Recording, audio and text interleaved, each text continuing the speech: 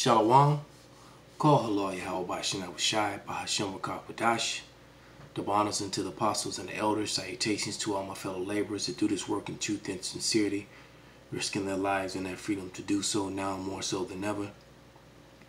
To the hopefully elect and the scattered that are scattered among the heathen nations around the four corners of the earth, many that be like unto the speckled bird, looking like the heathen nations. To the Aquap that are listening and learning, to you I give a sincere shalom. This is your brother Malcolm from the branch of the Great Millstone here in Chicago. And just coming at you with another lesson, you know, praying and trying to get into the spirit before I do it. Watched a lot of different videos over the course of the day, here and there, and there was quite a few that I was considering, you know, doing a commentary on and bringing out some scriptures just to solidify and edify. But this one here is just that, you know, because I watched a clip. I've been watching a television show called, not a television show, but a Netflix program called Raising Dion. And, you know, and it's very spiritual like everything else. And, you know, and Esau will give you truth. For every two truths he gives you 4 lies. You know, because one thing's for sure, no heathens are going to get that power. That's the reason why. And I saw that movie, Gemini Man, too. So they're really working on these super soldiers as well. And all this is to fight the elect, not for the common good. You know, it's to fight the elect and keep Esau Edom in power, because Esau Edom does not want to give up his power. And Esau Edom is a liar, all right, because everything he does is contrary to the scriptures. As a matter of fact, let's grab a scripture, you know, like Christianity itself, which has just been a tool to use to help control the people. And that's why Christianity is failing and the doors of many churches are closing and they're losing members, because the Lord is not with that, and he's bringing that down. All right, this is Isaiah 8:20, and it reads, "To the law and to the testimony, if they speak not according to this word, it is because there is no light in them." And that means there's no truth in them. And why? Because they don't speak according to prophecy. See, Esau ignores facts and truths, just like they did in this video, just like they did in the 4th episode of the of Raising Dion. All right, the little Jake was at school. He's going to a predominantly Edomite school, right? This little Edomite tricks him out of, you know, out of letting him hold his watch so he could do a magic trick. And you know, the watch belonged to his perceived dead father. So, you know, he was attached to the watch, and this little Edomite kid didn't want to give him his watch back, and he got mad, and you know, and these powers that that are in him slammed the kid against the wall. And then the principal comes and sees the aftermath, didn't see what happened, but he just assumed that Jake, you know, put a beating on his kid, and he's saying that he stole my watch. The kid is wearing his watch. Now so this Edomite is wearing this boy's watch. So the principal is yelling at him, "We have a 0 tolerance and blah, blah, blah. You two come with me." And he's chastising his boy. And the boy's mom is actually in the school trying to do volunteer work so she could be, you know, do volunteer work for the school. And the principal comes in and is like, you know, "Ma'am, you need to mind your business. I'm handling these students." He's like, "Well, that student is my son. What happened? What did he do?" So then they break it all, and then he breaks it down. And he says, "He stole my watch." And he said, "Well, he hit him." And she asked him, and wait, first she says, "Well, he's not lying to you. The boy is wearing my husband's watch." And the principal does not care the fact that this boy has stolen property, that the boy's story is collaborated through his mother. All right? He doesn't care about the facts that are involved in the situation. He just says, "Well, I don't believe him. I believe he hit him and he hurt him."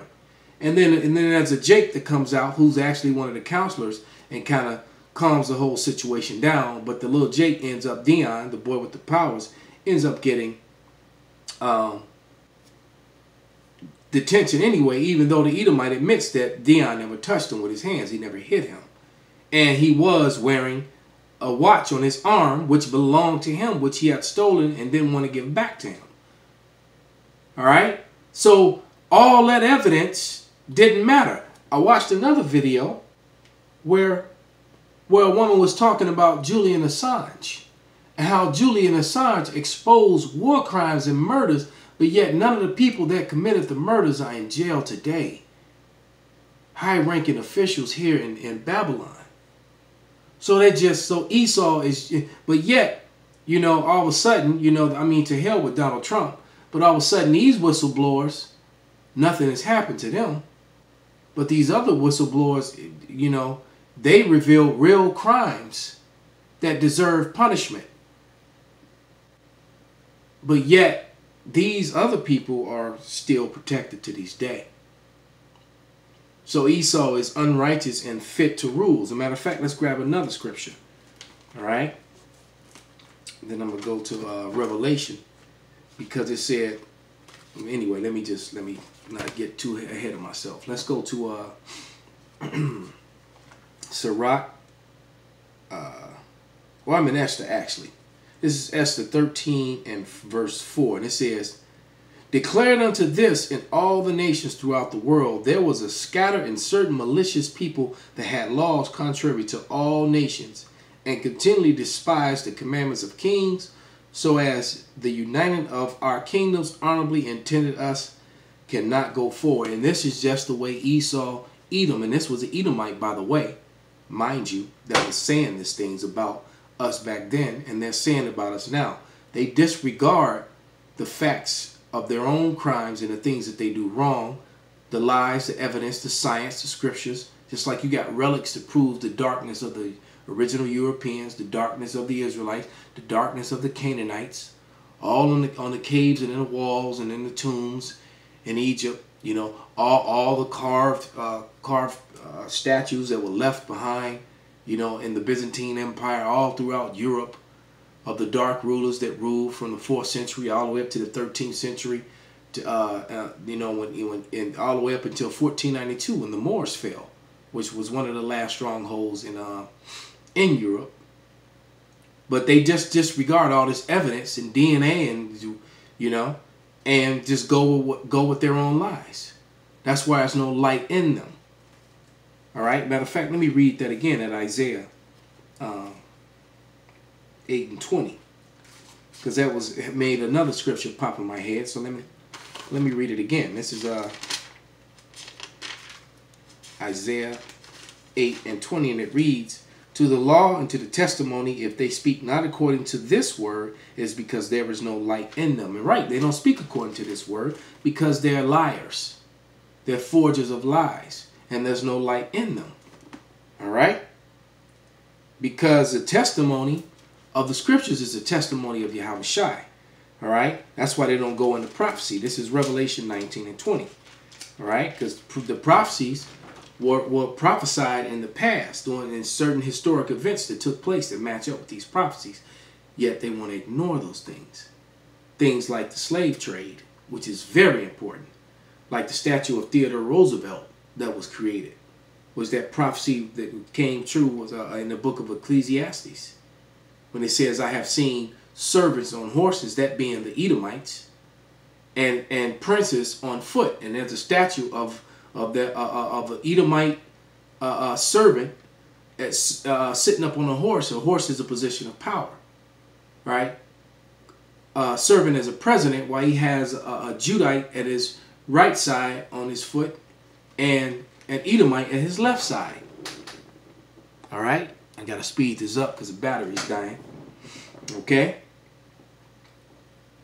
But the spirit of the Lord is the spirit of prophecy. So like in this video right here, which I'm not going to play, but in this video, you can see this man Andy spit on the Jake. You see him foam up his lip and spit.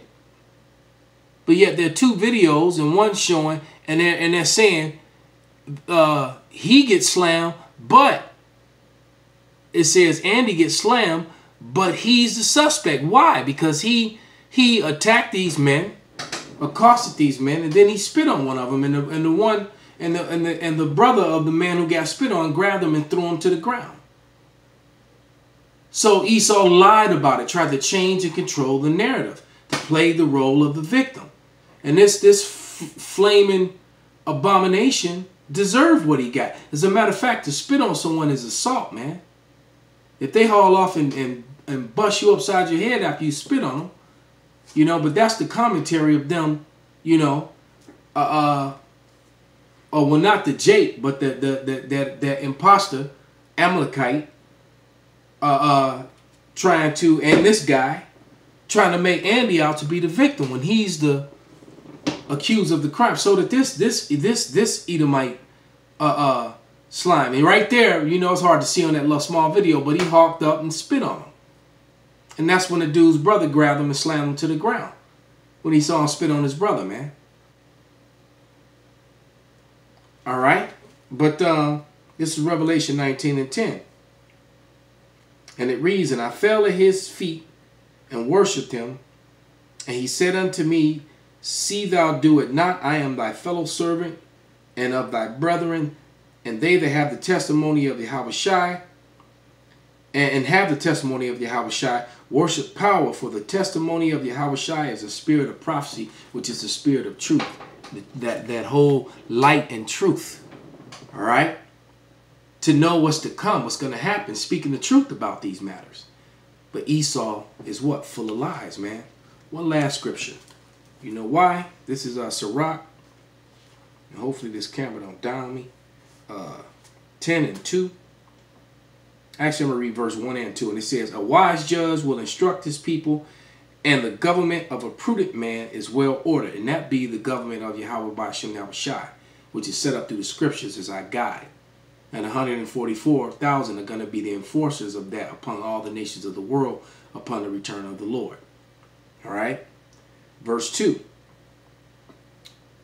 "As the judge of the people is himself, so are his officers. And what manner of man the ruler of the city is, such are all they that dwell therein." So that's why police officers murder and shoot and lie. Even with video, they still deny. Esau does crimes and lies. You reveal how he's hidden and changed history, and he's still in the form of denial. How he's claimed nationality and races that he is not. How he changed the names and changed the races of people, changed the meaning of words, controls the narrative. All right? But that's why the Lord is going to come back and Esau is going to be erased. Call halal Yahawashi Bashim Wakak Wadash Wa Abba Babal.